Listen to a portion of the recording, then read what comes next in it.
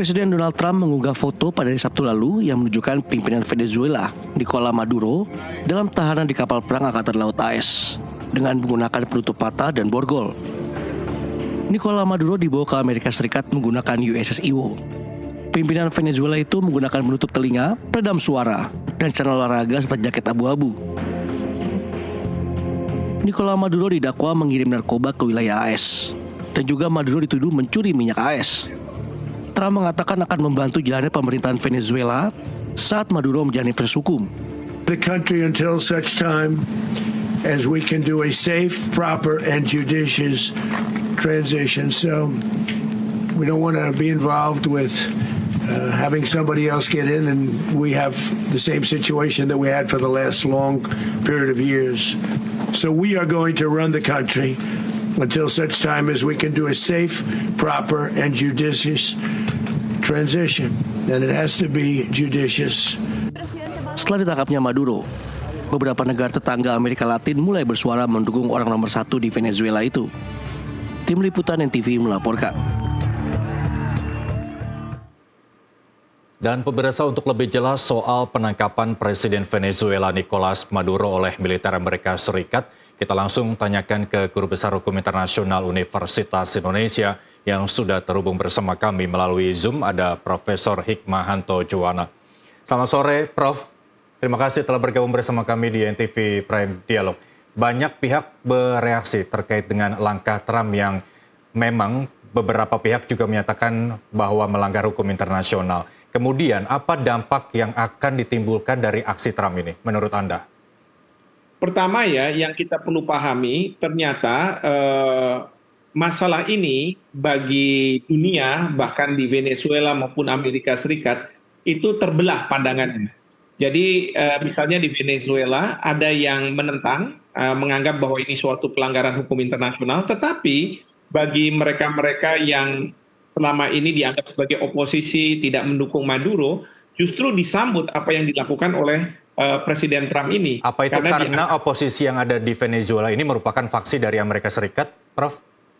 Ya, harapannya adalah tokohnya itu yang akan menjadi presiden. Tetapi tadi Presiden Trump mengatakan, we will run the country. Jadi bukan si tokoh oposisi ini. Karena mungkin saja tokoh oposisi ini memenangkan Nobel Prize, yang sebenarnya Trump berharap bahwa tahun kemarin Trump lah yang akan mendapatkan Nobel Prize. Jadi dia tidak mau juga memberikan kepada oposisi. Mungkin harus dicari siapa yang bisa menjadi tanda kutip pemerintahan boneka dari Amerika Serikat. Jadi seperti itu, tetapi masyarakat diaspora Venezuela yang ada di Brazil, di Argentina, mereka menyambut hal ini dan mereka mungkin juga akan kembali ke Venezuela.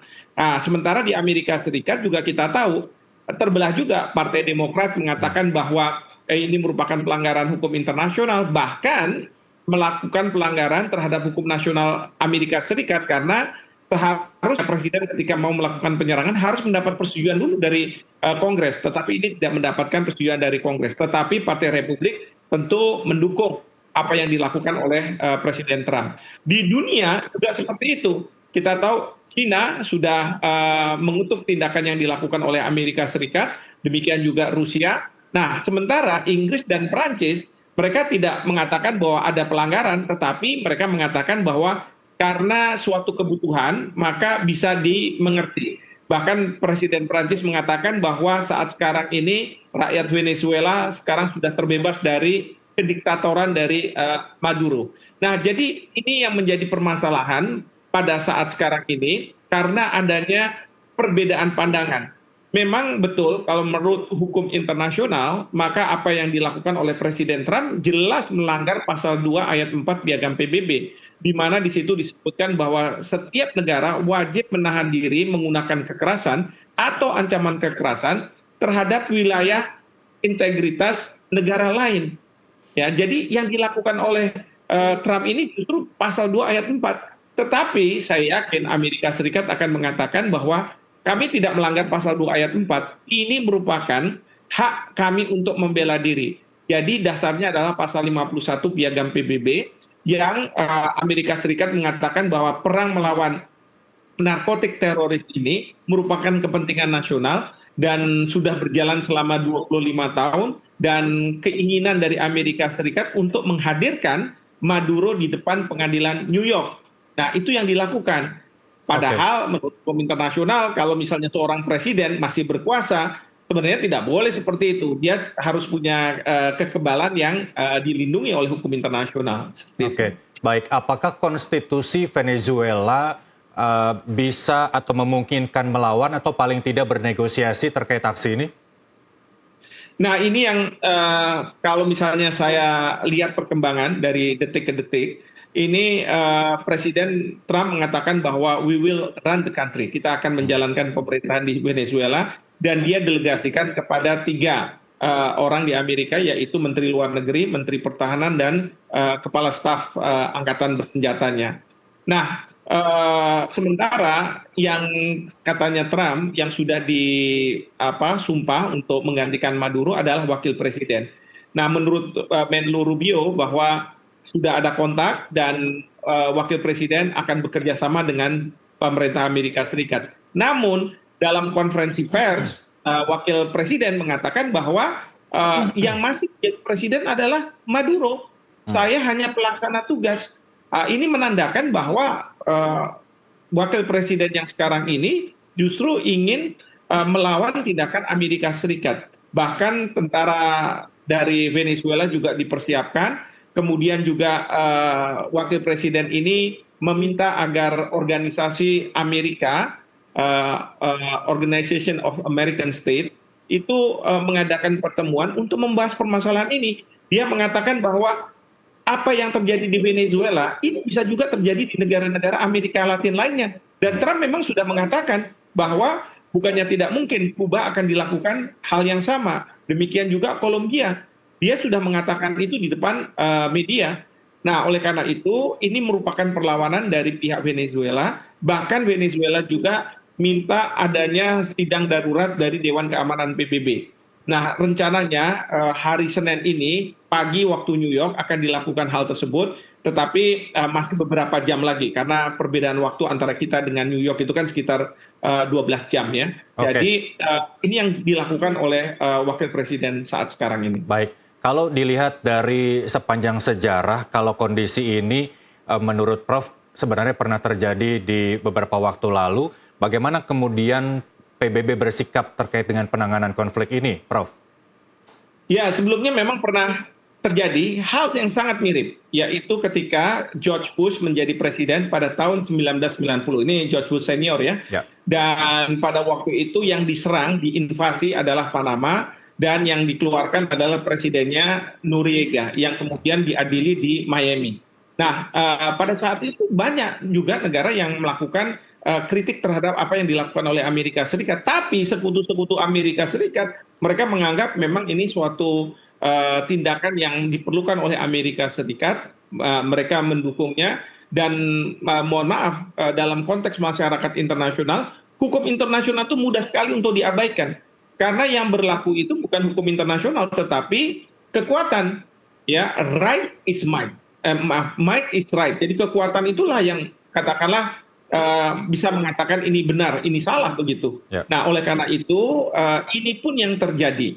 Ya, jadi hukum internasional itu diturunkan derajatnya menjadi alat untuk membenarkan tindakan yang dilakukan oleh sebuah negara, bukan aturan yang harus ditaati oleh banyak negara sehingga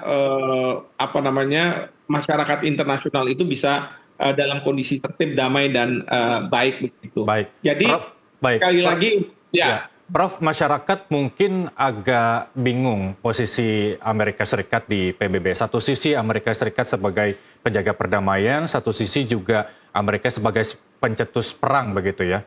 Kemudian bagaimana sebenarnya posisi Amerika Serikat di PBB? Karena kalau saya salah, tolong koreksi, di beberapa event PBB bahwa kedua negara ini berlaku seems like nothing happen begitu. Kemudian ada penangkapan ini, masyarakat juga kemudian menjadi bingung begitu. Begini Mas Irzal, kita kalau bicara dalam konteks sekarang ini, kita tidak bisa unit analisisnya itu adalah negara Amerika Serikat atau Venezuela. Tetapi kita harus turunkan menjadi siapa kepala pemerintahannya. Nah, kita tahu kalau misalnya dengan Donald Trump, pada saat tertentu dia bisa berbaikan. ya ketemu dengan Putin dia bisa berbaikan. Bahkan beberapa waktu yang lalu pada waktu Trump menjadi presiden untuk pertama kali, dia bertemu dengan Kim Jong Un, katakanlah begitu ya. Tetapi di antara mereka juga ada persaingan katakanlah gitu, tetapi ya tidak dimunculkan di permukaan. Nah, ini yang jadi permasalahan adalah presiden sekarang ini adalah Trump, dan Trump memang modelnya seperti itu, dia bisa berbaik, tetapi pada suatu ketika kalau dia bilang kita akan serang, ya dia akan lakukan serangan itu. Dia melakukan serangan ke Venezuela, melakukan serangan ke Iran, dan seterusnya. Apakah kemudian serangan itu akan benar-benar terjadi, invasi Amerika ke Venezuela menurut Anda?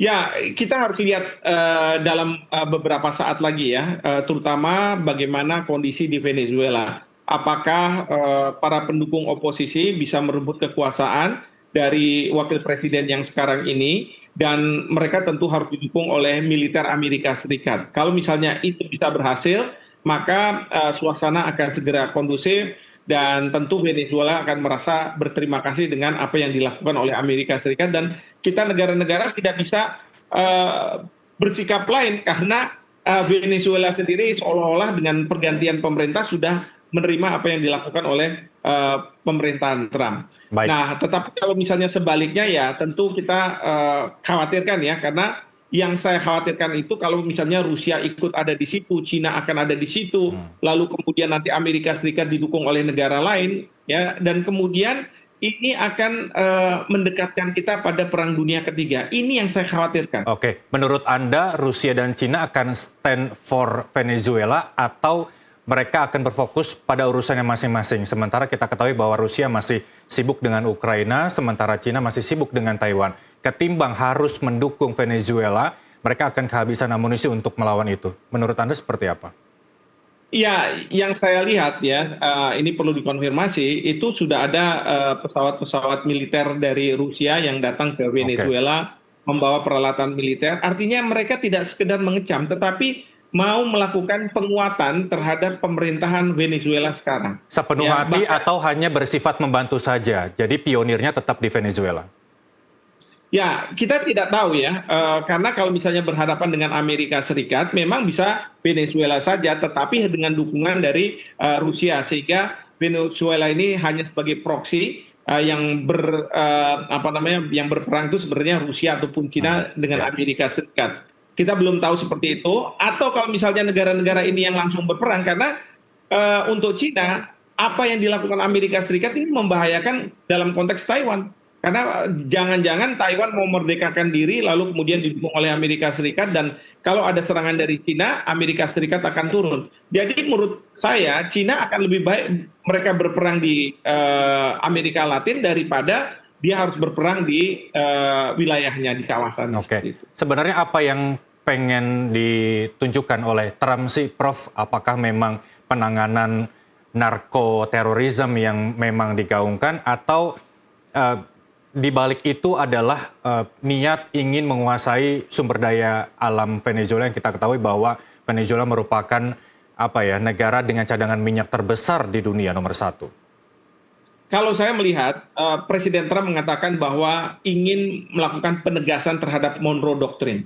Monroe Doctrine ini intinya adalah kawasanku ya urusan saya, kawasanmu ya urusan kamu, ya. Nah, dalam konteks seperti ini, maka benua Amerika ini ya harusnya diselesaikan oleh Amerika Serikat, negara-negara Amerika lainnya. Yang Trump lihat sekarang ini adalah kalau soal perebutan minyak, dia bilang kami di Amerika Serikat sudah banyak minyak. Tapi mereka tidak sudi kalau misalnya Cina masuk ke sana. Dia tidak sudi kalau misalnya Iran masuk di sana atau Rusia masuk di sana. Maka Monroe Doctrine ini yang mengatakan kawasan kami ya sudah kami yang menyelesaikan. Nggak boleh ada negara-negara yang cawe-cawe. Meskipun Amerika Serikat kalau dilihat kawasan di kita nih, Asia Pasifik ini, mereka ikut cawe-cawe dalam masalah Taiwan, ikut cawe-cawe dalam masalah mungkin Vietnam dan lain sebagainya. Jadi aneh juga ini yang dilakukan oleh Presiden Trump ini. Oke, ada sisi